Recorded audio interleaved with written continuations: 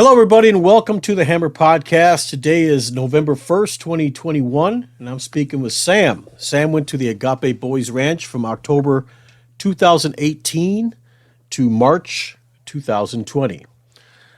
And we're going to go ahead and give Sam the mic. Like I said, just start from the beginning, and we'll ask some questions along the way. Okay? Go right ahead. All right. So the first thing I guess would be I got sent there for I had ran away from home. I dropped out of school. At that time, I was smoking weed, but that was basically the sum of it. Was I ran away from home and I wasn't going to school, and we needed an alternative school because I'd already missed the first like half of the semester, and they basically said I couldn't make it up. So we started looking at alternative schools. You know, obviously there was a lot of arguments with my parents and stuff like that at this point. Our relationship wasn't great. And so we had an argument one day, and the next morning they woke me up and told me basically to pack these select few things and that they were taking me to a boarding school. They wouldn't tell me the name of the boarding school, wouldn't tell me where I was going. Every couple hours, my dad would retype the GPS to a new location, so I really had no idea where I was going until I got there. You didn't live in the state of Missouri, did you? No, sir. I lived in Pennsylvania. Okay. So this was a long drive. Yeah, it is. And so I thought that was just like so weird because I was told it was a boarding school, but for me, boarding schools were like where preppy kids went. You know what I mean? And Right. when they said I was going to a boarding school, I wasn't even worried about it. I was like, okay, that will probably be a more fair set of rules and stuff like that I could easily abide by. So I went into this kind of thinking like, oh, I'm going to ace this, you know, it's going to be cake. And so then I finally, when we pull into Agape's parking lot, I quickly like Google search Agape, and I was just shocked when I even saw Yelp reviews then, you know. I was like, I was like, are you guys serious right now? So they took me in and they did that like not as conventional type of intake where they have you go around the facility first with your parents and with other students who go there and staff members and whatever. So that happened, and these students were like telling me that the school wasn't that bad in front of my parents, but there was just something like in their eyes that was like, you're screwed. And I was like, oh goodness. Like even then I could just tell. I was like, this is gonna be weird. And then the last place that we went during our walk around tour was into the dining hall. And I went into the dining hall and everybody was in there, I believe eating lunch or something like that. And I just looked at it and I was like, this looks like a concentration camp. Like everybody wearing all the different shirt colors. Like at that time I looked at it and I was like, this looks wrong. And so then they take me down to the intake room, they shave my head, which, you know, if you look into these tactics that they use, they are like classic trying to strip away all of your identity, almost cult-like practices that they use every single time they get a new student. And, you know, I've watched a ton of intakes. I was captain for a long time while I was there, and just like watching them just strip away any ounce of their identity. Anybody who had a religious, there were people who had like religious things, didn't want to cut their hair because of their religion or whatever, shaved bald. There were people who went in there with prayer mats and stuff like that, instantly got locked in the attic, were never allowed to use them. You know what I mean? Yeah. So definitely just a place where they're trying to strip your identity in this room. I remember they gave me my first issue of clothes. None of them fit me, and they all smelled like vomit, piss, and sweat. It was absolutely disgusting. I could not believe it. And that was, you know, that was my first day. I couldn't believe how quickly I fell into not noticing how weird everything was either. Because, you know, like I said, I walked into the dining hall and I saw how just drastically different this looked from any societal structure I'd ever seen. And then they give you all these fake problems and these fake worries and these things that you can't do this, you can't do that. And you're so worried about stepping on eggshells, you don't even realize that you fell right in line. So that was crazy. But none of that is, you know, abuse yet. The first time that I saw abuse was actually my 30th day there. am I allowed to use staff members like actual names or no? Either their first name or their last name, Okay. not both. Okay.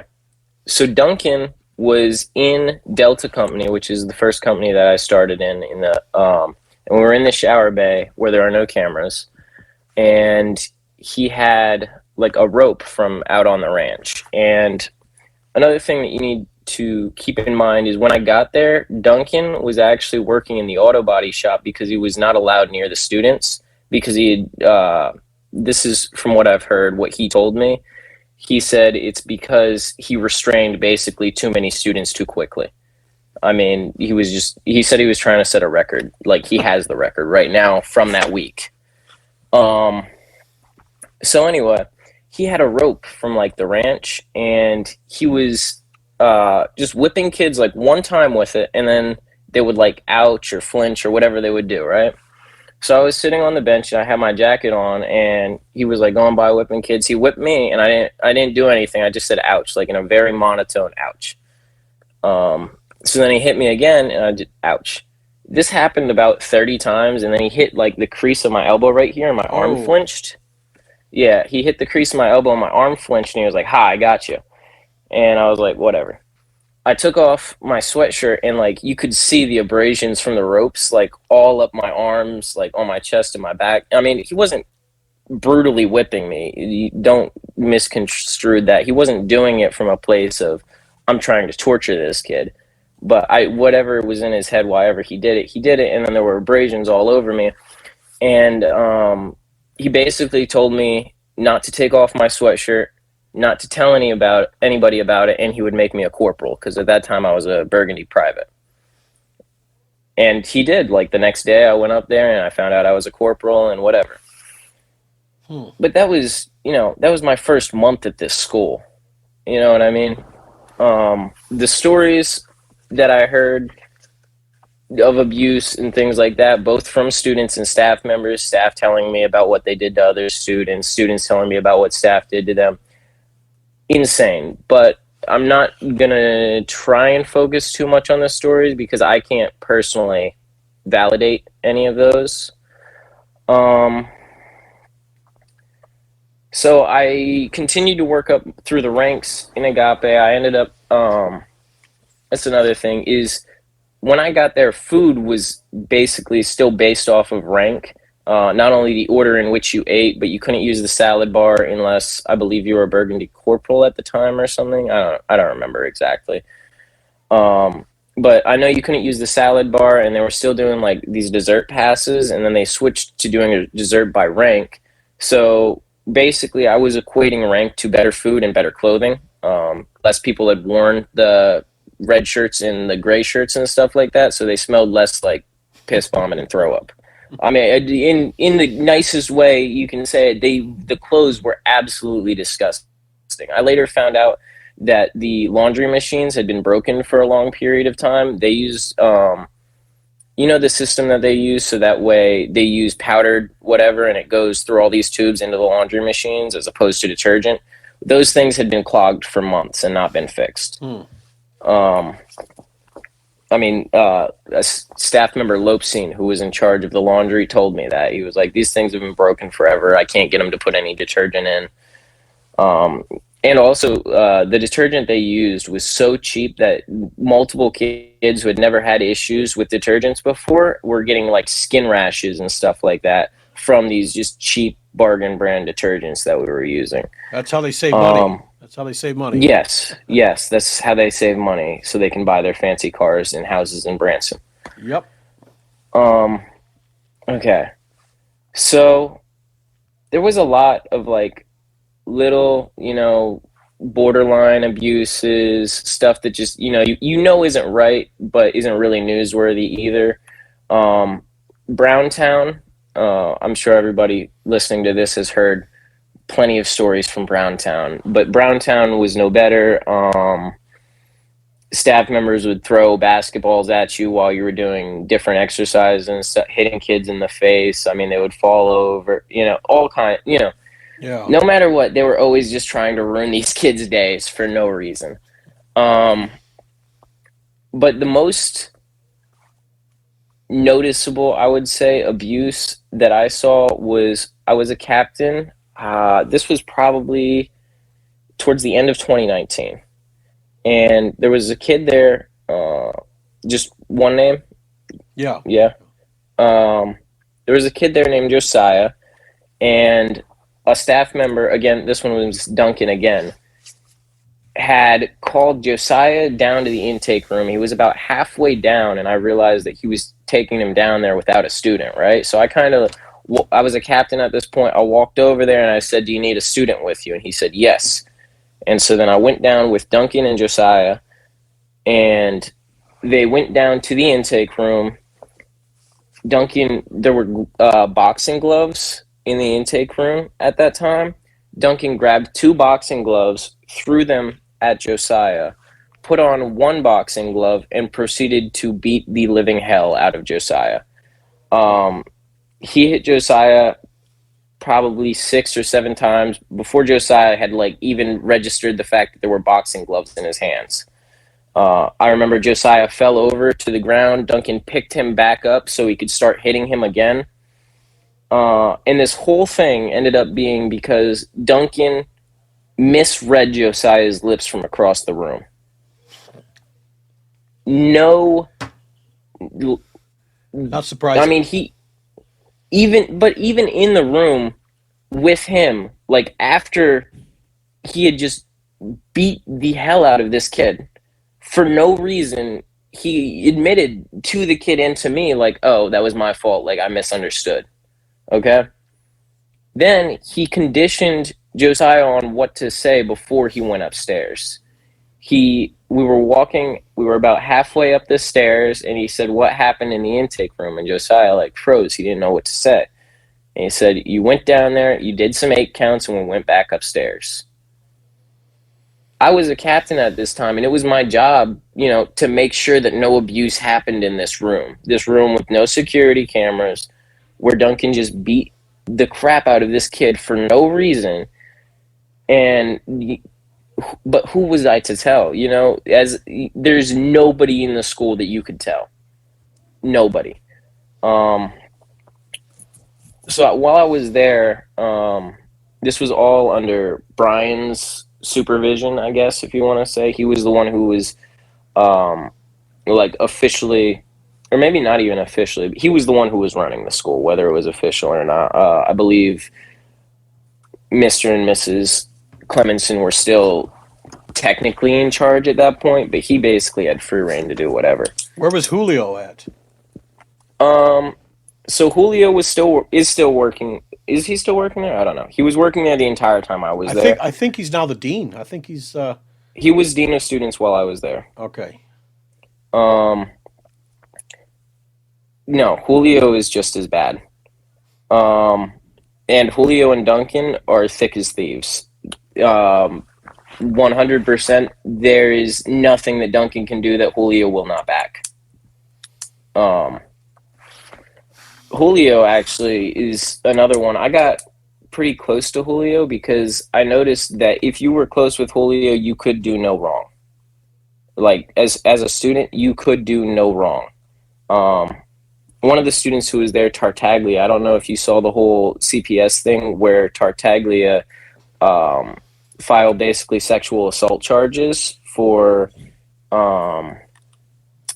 Miss Lopez. Did you see that or no? No.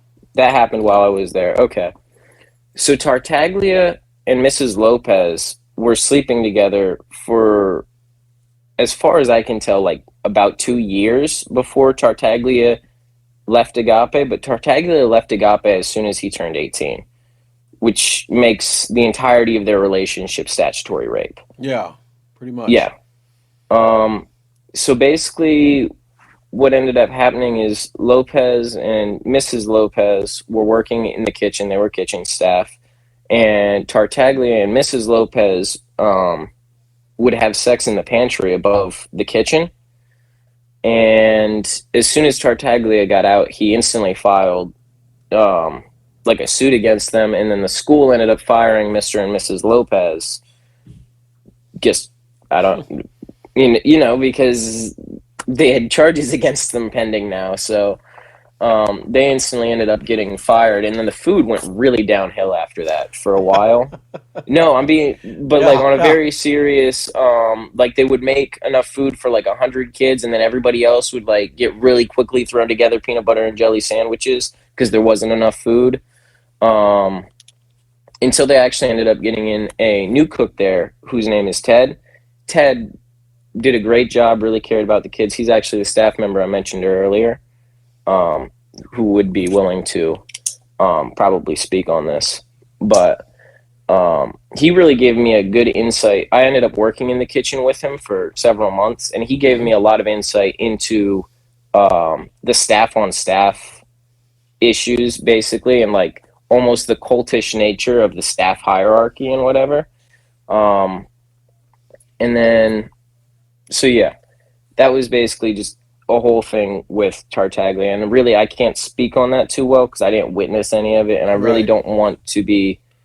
Um, there's a lot of real abuse that happened there, Well, there and I was don't want to be trying to back something that's false and right. ruin my credibility. There was another uh, incident where a student was having sex with a staff member. I think it's on my podcast, so just go down the Hmm. list. But yeah, so it happens. But the thing is, this is a Baptist school. You Oh know, yeah. they shouldn't be happening, for one thing, Oh, especially in a Christian absolutely not. school. But it happens. You know, I mean, it's hard, anytime you have 150 guys in one room, um, that's you know. true. Either one of two things happens. Either you're going to be having sex with a staff member, or you're going to be committing some sort of homosexuality.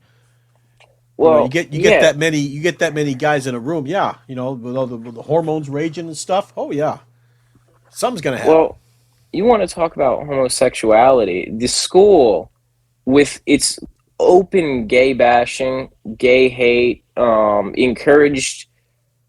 encouraged violence between students and students of a different sexual orientation.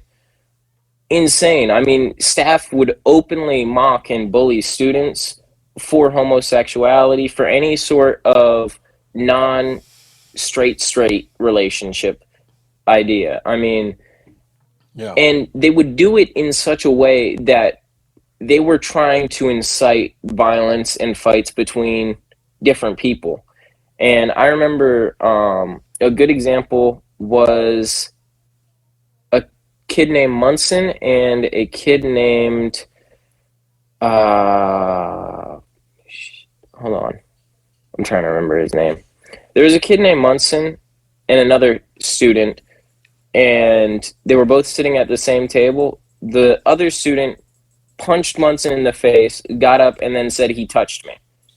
Munson was openly homosexual when he got to the school, and I remember the student who hit Munson ended up getting like 30 minutes on the wall, and Munson went brown for, I think, 2 weeks or 3 weeks or something like that. And the entire time he was in brown, the staff every day, maybe you'll stop touching other boys. Maybe you'll stop liking just this hatred. Which you want to talk about a Christian school that goes completely against, the love gospel. sure. And statutory rape also goes against the gospel, and having sex with your sister, like one of the Clemensons did.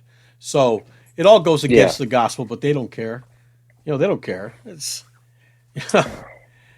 everybody's got secrets. Everybody has Hmm. skeletons in their closet. All the way from the Clemensons to Brian to even Lester Roloff, the one that started this whole thing. Yeah. Everybody's got skeletons, and anybody that says they don't is a liar. Oh yeah, absolutely. Brian was he's a little bit better now, but when I first got to the school, Brian was in charge and he didn't yet know he was diabetic. And the mood swings this guy had were absolutely insane for the fact that he was running a school of this magnitude. The rules would literally change every single day based off of this guy's blood sugar. Nobody knew why. I was a captain there, and I avoided talking to Brian like the plague because we would ask him one question one day, he would give you, whatever. The next day, you would ask him the same question. It would be a completely opposite answer, and he would be pissed you even asked. I mean, I remember the best one that I could think of was hoodies or the sweatshirts they give us. Yeah. He said that it was fine to wear sweatshirts. And then like the next day he came in and he was super pissed everybody was wearing sweatshirts. And anybody who was wearing sweatshirts went to the wall. And just the flip in, a day that completely changed everything. Just the fact that this guy was in charge and that was his mental health at the time was stunning to me. He got a little bit better now that he knows he's got diabetes, but he's still just so erratic. Should never be in charge of this many people. No, but even that's true. That's true. Even you mentioned Julio earlier. I remember Julio would talk to Brian, and they would agree on something to do, and then Julio would go and do it, and then Brian would get pissed at him, and then Julio would pretend that it was never even his idea to do it. I mean, it was the power dynamics there are insane and toxic. They like to throw people under the bus, basically. Yeah, I mean, it's every man for himself. Yeah, pretty much. Pretty much. Okay. Another really important point that I want to make sure that I get to, especially because I know a lot of people don't watch these things all the way through, but if anybody, or for the people who are still watching, I want to talk about CPS. While I was there, CPS was called on the school. And CPS, they told us CPS was called on the school due to kids running outside without sweatshirts on in the winter. Whether or not that's the real reason they are called, I have no way of knowing. That's just what staff members told me. But they asked me if I would be willing to speak to the CPS workers, and I said yes, I would love to speak to the CPS workers. I mean, I already had so many documented things in my mind. I was like, I could probably get this school shut down right here. So they asked me if I would speak to CPS. I was like, yeah, I didn't want to seem too excited. I was like, yeah, I'd be willing to talk to them or whatever. And so I went into, it was the visitor center. A CPS worker was already sitting at a table, and directly at the table next to him was Sheriff Graves. Yeah. Sitting there reading a newspaper. And the only time I watched this man look away from his newspaper is whenever this CPS worker would ask about abuse. He would look down from his newspaper, look directly at me, and go back to his paper. So I could not say a single thing. And if this CPS worker ever sees this, I hope he knows I was trying to scream with my eyes as hard as I could. I mean, he looked me in the eyes and, was there any abuse? I would stare. I've never seen abuse in this school, as monotone as I possibly could. And later CPS came back, and they're obviously still working and, doing what CPS does, and that's really appreciated. But just the fact that in this situation where you're supposed to have an open and honest discord between CPS and a student at the school, and I can't say a single word. Insane. All Graves had to do was just look at you real quick. I mean, that's all it takes. You know what I mean? I mean, he's the liaison between the school and the police department, and I've openly heard staff members talk about how if a student, they would, hypothetically, if a student was to leave the school and the staff didn't like them, they would not give them their identification from the office. And in the state of Missouri, you can be arrested for not having your identification at night. Wow. That's what I'm not sure how true this is. I'm telling you, this is what I was told. Whether I was told this for truth or just as a fear tactic, because a lot of what they did there were fear tactics, but this is what we were told, was they would not give you your ID. You would get, if you got pulled over for not having your ID, you would go to jail. The only other real options, if you did walk out, were just to go to the homeless shelter, and they wouldn't give you any money for it. So, your only options are being homeless. And so knowing this, knowing Graves is right there, knowing that in the state of Missouri, if you pull a fire alarm, it's a felony offense, and they could definitely, there's nothing that I would say is outside the realm. Do I think that they would frame me for pulling a fire alarm? Probably not. Do I think they're capable of it? Absolutely. Sure. I think they 100% would do it. If I was to speak honestly on there, I have no idea what would have happened to me. But I know that it was too scary at that point in my life for me to do it. You didn't want to find out, basically. Yeah, I did. I didn't know. I mean, I had seen them openly just not care about every law having to do with taking care of children and running a facility like this. So I was not willing to find out. And I often, I kind of beat myself up over it sometimes. I'm like, man, what if I would have just told that guy straight up exactly what I knew? Would it have ended the school sooner? Would it have, would he have taken me with him and we could have, figured some stuff out? Would I have been left there? Would it have, would the school have reacted adversely? There's no way for me to know, but I wish I wasn't that scared. And I often think about that now. Well, no, you can't beat yourself up over that. You know what I mean? What happens, happened. You just have to just move on.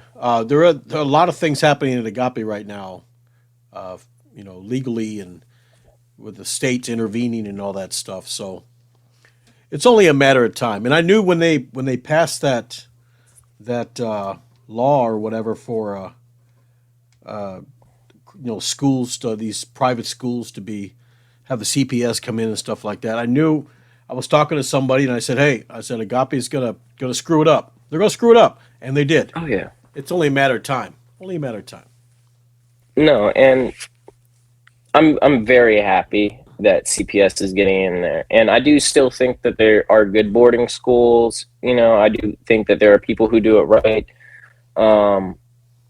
But just that place needs to be shut down. I cannot stress that enough. I went into there not even having any prejudice against boarding schools. I actually had boarding schools had this like idea in my head of being like this fancy place, this fancy place where rich kids went. And then I see this place and there were kids who would come there from JDC. So they would leave JDC and directly go to Agape boarding school, and they would just talk about how much they missed JDC.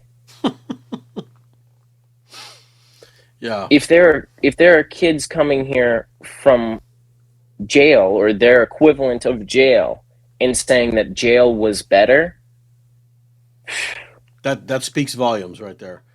Yeah, I mean, and then just, I mean, I know you've obviously heard this all before, but the fact that you cannot write anything negative in a letter, the fact that every phone call is monitored, the fact that you can't draw any pictures in your letter, you can't, I mean, the amount of censorship is crazy. And I've seen staff members purposefully demote kids after visits so that way their parents would have a different idea of what happened.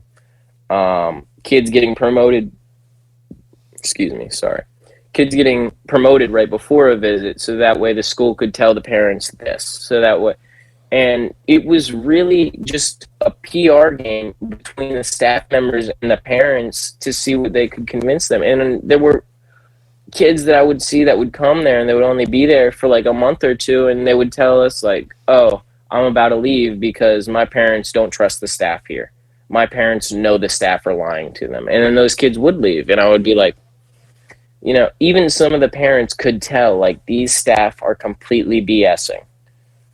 And that's just a really dangerous place to be. I was talking to just some of my friends there, and I said, if you were ever to have a successful boarding school, I think the difference between where we are and a boarding school that runs properly has got to be the censoring of students. If you cannot talk to your parents, or if your parents can't see you on the weekends or something like that, there's probably a problem with the institution that you're in. Yeah, it should be a red flag, basically. Yeah, that is the biggest red flag that I tell people. If you cannot speak to your own child while they are in this boarding school, it's probably not the right boarding school. It basically tells them that this school has something to hide. So Oh there's yeah. something they're not telling you, and that should make every parent leery and Oh yeah. suspicious of what's going on in there. Yeah. So, I'm trying to think about well, is there any other like direct questions that you have right now? Or, something that you want me to dive into a little bit deeper? um, did they have you guys outside? Uh, taking rocks and putting them somewhere else, or Oh building yeah. building No, no, out no. barns and In stuff like that?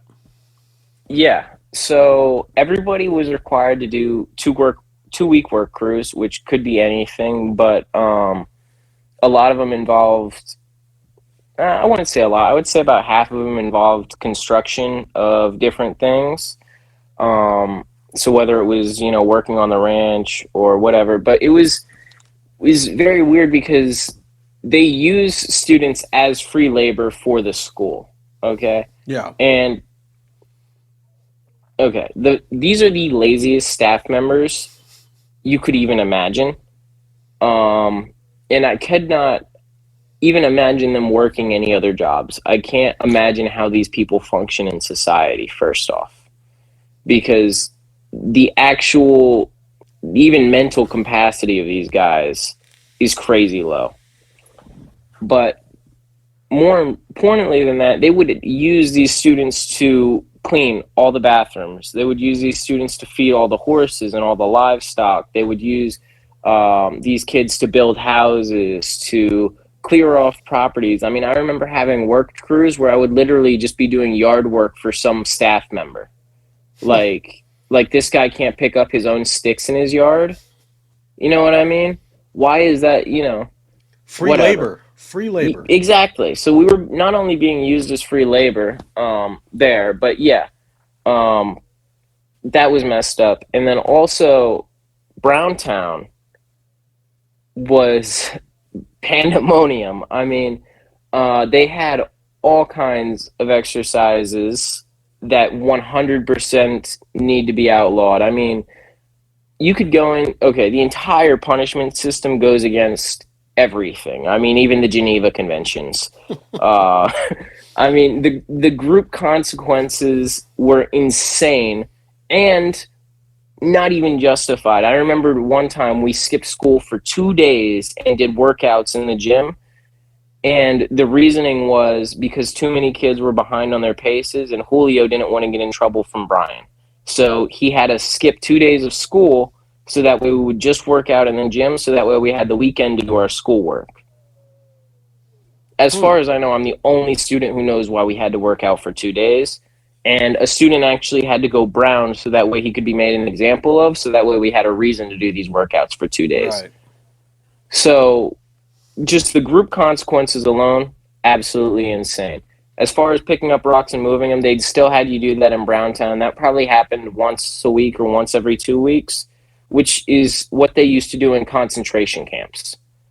Um, they used to have us do. I'm trying to remember. I think they were called donuts or sugar balls or something like that. But it basically involved um, rolling in the, what's it called, where it's all the little rocks, like all the little pebbles. Gravel. Yeah. Yeah, we would roll across gravel, and we would have to do it so many times that by the end of it we would be covered in like this white chalk. And that's why they named the exercise that, because you would be covered in this white chalk and you looked like one of those little donuts covered in chalk. um, You've got a cannoli with powdered sugar on it. yeah, basically. I'm not even sure like if it was some sort of amusement for them, or like what if I cannot imagine that rational humans can even convince themselves that they're doing this to help. You know, I have no idea how these people could even think they are doing good. You know, Well, which is the whole foundation for all of this is, oh, it's a Christian boarding school and whatever. I can't even imagine them being able to justify that to themselves. Um, Well, it's But basically, do as I say, not as I do. That's how it yeah, is. You have to follow these certain sets of rules, but they don't have to. That's how it goes. one of the worst Browntown incidents that I can recall, there was a kid there named Patrick, and Patrick could not swim, and the Oh staff no. knew he could not swim. And basically, all of Browntown was told they had to go across this lake. So Patrick tried to go across it, told them multiple times he couldn't. They made him go across this lake. He almost drowned in this lake. They had to dive in and save him from this lake, and he ended up like losing his glasses in the lake. So if anybody wants to go wading out there, there's evidence that he was forced to go into this lake. Um, but just stuff like that, like how are you going to try and force a kid who can't swim to swim? Like where is your mental capacity to do this? By the time that they got back, everybody had their stories straight. They said that, they tried to get him to swim. He said he couldn't swim, and then they told him he didn't have to. If that's true, then why was he in the middle of the lake? They Yeah. forced him to swim, you know? There's no compassion. There's no empathy. No nothing with these guys. They're sadists, is what they are. They take pleasure out of seeing people suffer. That's what they do. Yeah, and I would also like to say I do not think it is 100% of the staff members. I think there is still a few staff members in this place who are, in a position where they don't feel like they can leave. I know, especially the staff members were students there. Okay, Right. the staff members who were students there are in a very weird position because the majority of their salary is their living expenses. And then I would watch Brian like cut somebody's shift like 2 hours short and then not pay them for the day. And so then when you get into situations like this, and then especially if they were a student there and they had no freedoms for so long, they have no idea how to save their money. They have no idea. So they end up basically blowing all of their money, not having any, having to stay in this school, having to abide by the same rules they had to abide by when they were a student. I mean, the staff members there, I really do feel bad for because there's a hierarchy of the staff, and it's kind of messed up, man. And any one of them knows that they are absolutely nothing to the person that is in charge of them, and that They're leaves like, what's up? so they're expendable, basically. Yeah. Yeah, and having that just even in the back of your mind, knowing how expendable you are to this school, it's it's a sad and depressing feeling, really, you know. And as a student there, you can kind of feel it when you can't speak to your parents. You can write them letters, but they're all read and whatever. So even the letters aren't real. It's why I almost never wrote my parents letters there because it was not a real conversation. All I'm going to be able to say is everything's great and I love it here. Um, Hmm.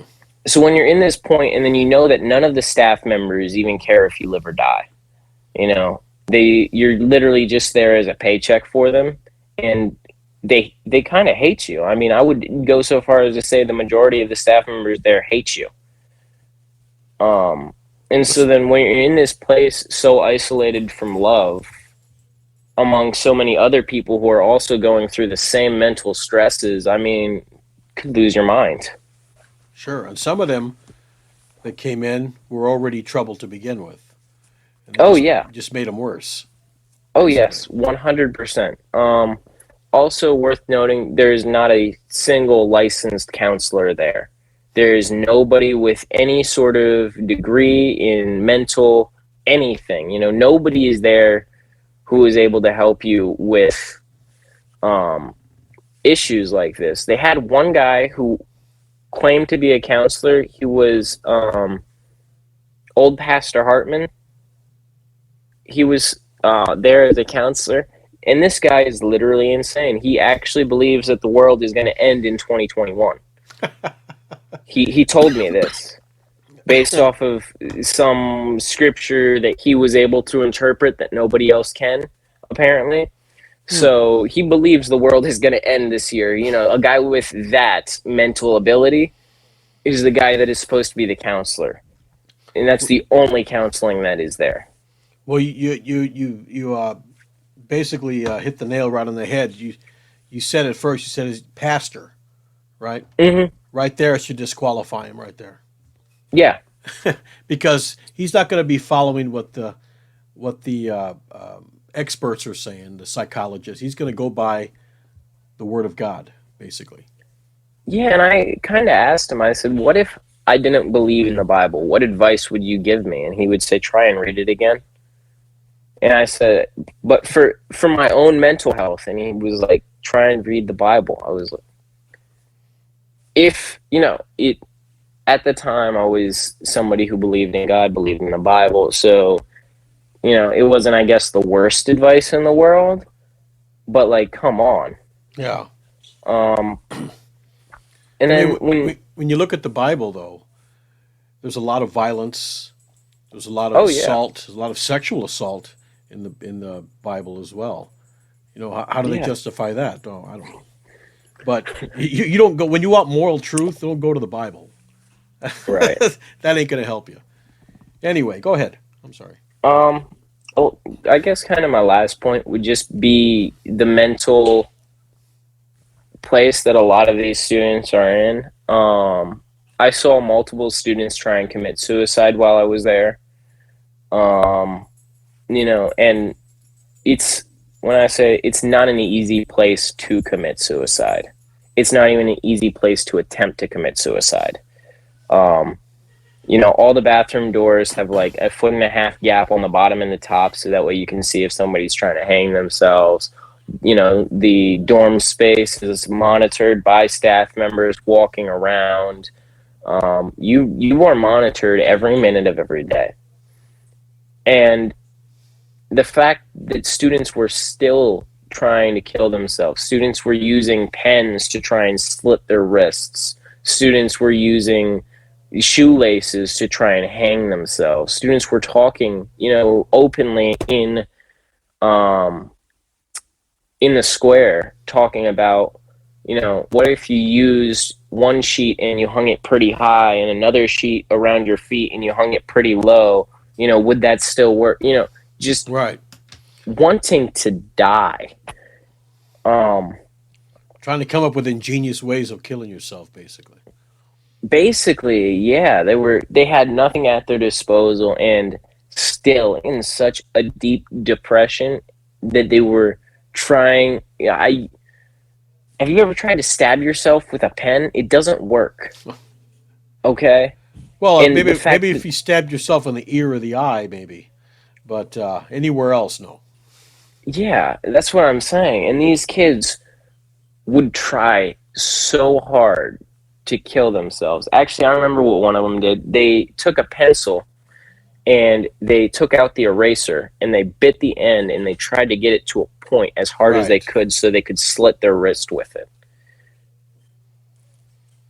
I have seen, through just being a teenager, I've seen people who try and kill themselves for attention, and none of them would ever go through this, you know, none of them. And it was just insane. Also, I guess there's a big lack when it comes to medical at this school. Um, we only ever went to like the one doctor's office that they know pretty well, and I'm not sure if they did that because it was cheaper, they had some agreement, or because this guy looked away when he saw all the bruises on these kids. Oh my goodness, I almost forgot one of the most important things. There was a specific restraint that happened where they restrained this kid's arms in the wrong position, and he Oh, has permanent muscle damage in his arms, permanent tendon. Like, he can't move his hands correctly. I mean, this kid has permanent damage due to the restraints that happened at this school. hmm. Um, Hopefully, he's planning to have a lawsuit. Hopefully, I don't know what he is doing. I haven't spoke with him since I left the school. I've spoke with a good amount of students. I have a lot of them on social media and stuff like that, but I haven't spoken with him. I don't know. Right. I'm not even sure. He could still be there for all I know. Oh, But something yeah, else. I got one question for you. You were talking about how sure. with Brian, you said that all these kids that way because it was basically their livelihood. That's they got paid. Hmm.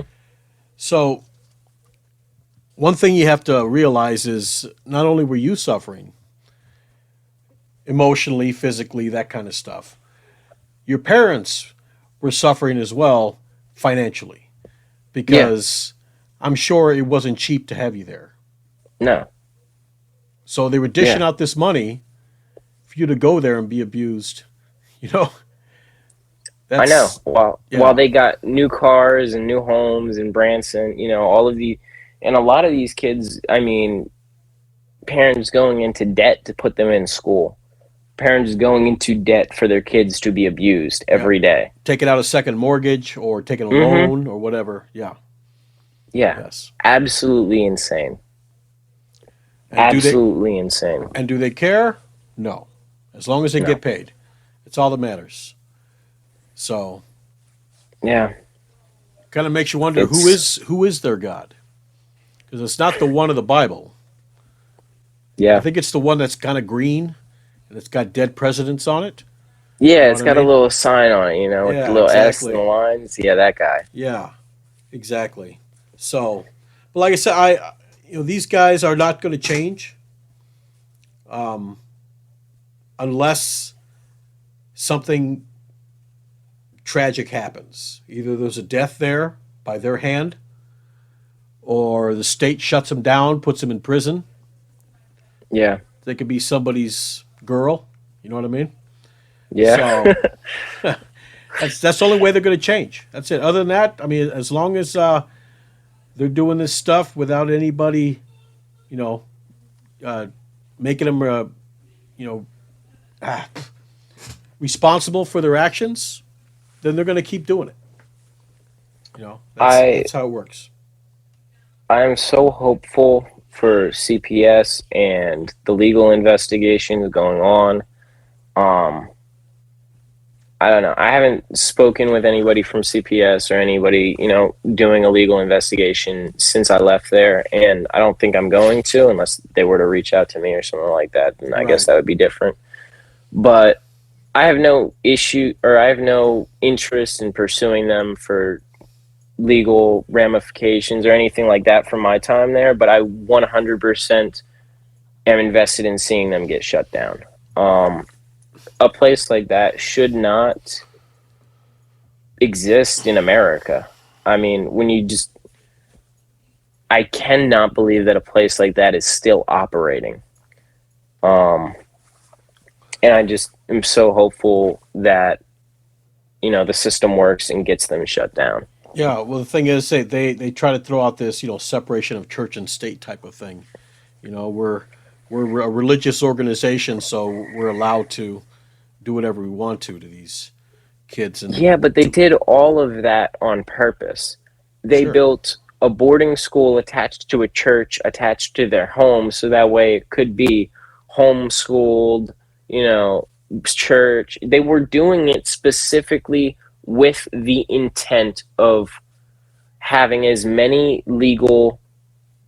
um as many legal exemptions. action, yeah, as many legal exemptions, that's the word I was looking for, thank you, Yeah. as they could possibly have. They were trying to maximize exemptions so that way they didn't have the government looking into what was happening here or really even regulating at all. And Right. separation of churches state is fine, but normally there's not 150 boys living underneath of a church.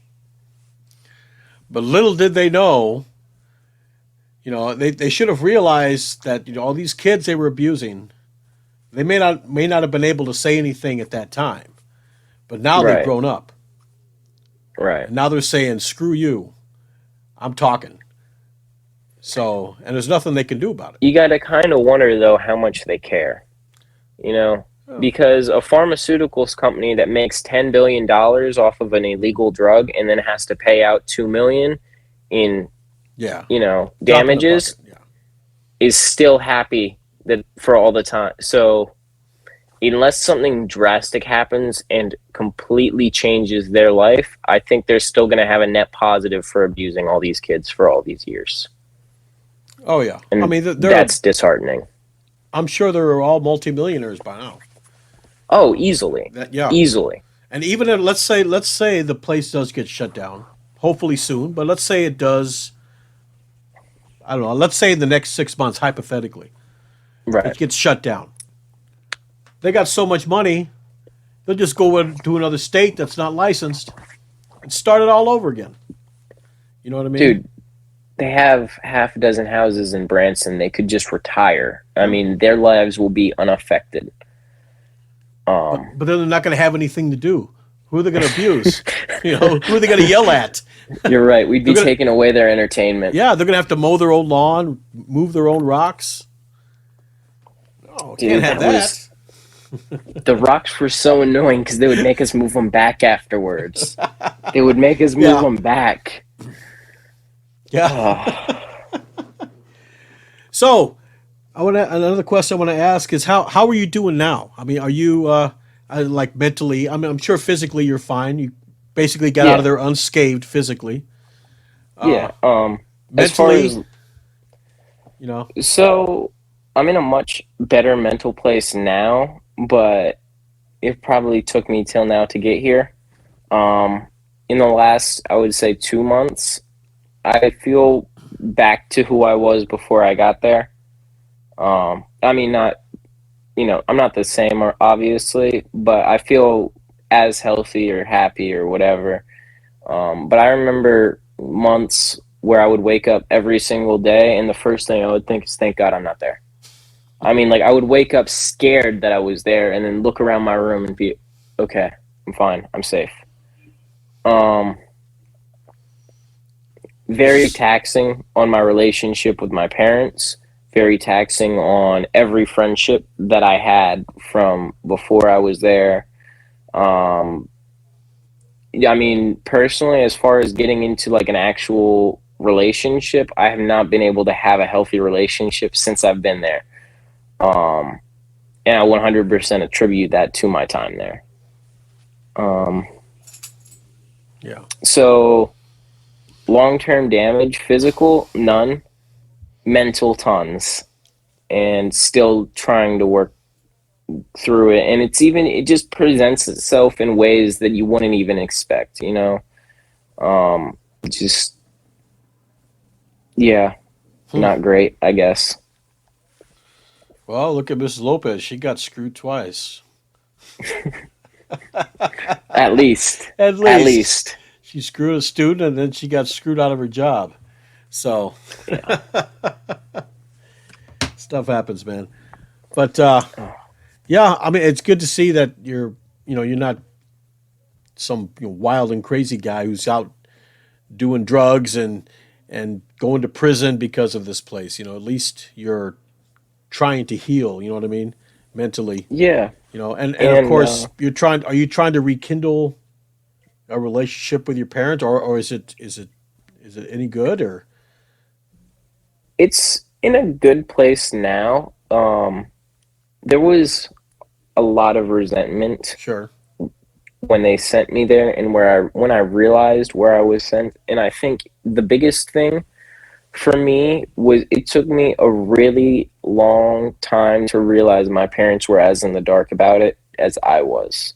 Because I remembered reading the Yelp reviews in the parking lot, and they were all spot on and with what I saw for the next year and a half that I was there. And so then I thought, how could any rational person read these Yelp reviews and send their kid here?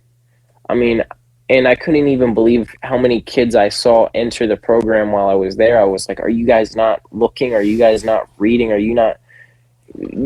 How could you possibly think this is a good fit for your child? And then as I saw more kids get sent there, I realized it was not the fault of the parents, but the fault of the school. And that helped a lot. Well, it doesn't help when you go online and check out, Agape's website and see all the kids happy and riding horses and just having a Yeah, wonderful time. And a lot of parents don't go any further than that. They don't read the yeah. Yelp reviews. You know what I mean? They're just going to look at the website. Go, oh, look at this! They're having a wonderful time.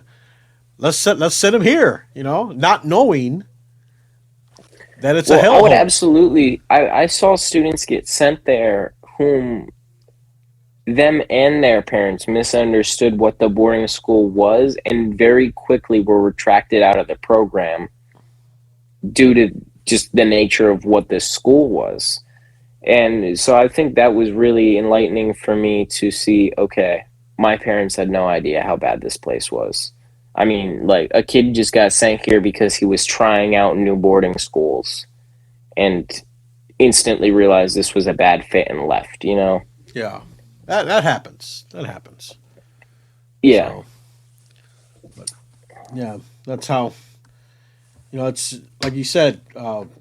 This place needs to be shut down And yeah, that's because just the there's matter no. of the fact. They're not going to change. They're not going to just all of a sudden, one day to the next, start being nice to everybody. Ain't gonna happen. No, Ain't and gonna happen. I think it's important that people understand that keeping this boarding school and changing who is in charge of it will also not have that effect. Yeah. It does not matter if Brian is in charge, if Mam's in charge, if Mr. Clemens is in charge. It does not matter who is in charge in this place. It needs a complete rework if there was ever a chance for this to work. And I don't believe that anybody in this school would do it in a way that would be to the advantage of the children. So 100% correct. Well, Sam, thanks for being on, man. This it is was great talking to you. there was some new I there was was some new things that we learned. I had no idea that Brian was diabetic. So Yeah. not that I would I don't want to say give anybody any suggestions or ideas. Don't do it if that's what you got in sweet your tea, head. extra sweet. Yes, exactly.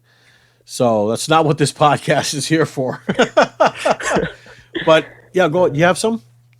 You gonna say No, something? I was just gonna say thank you for having me on. It was wonderful talking to you, and it was great just to be able to share this, and hopefully some people got some new insight, and you And know, hopefully parents will watch it and go, "Oh, I shouldn't send my kid here."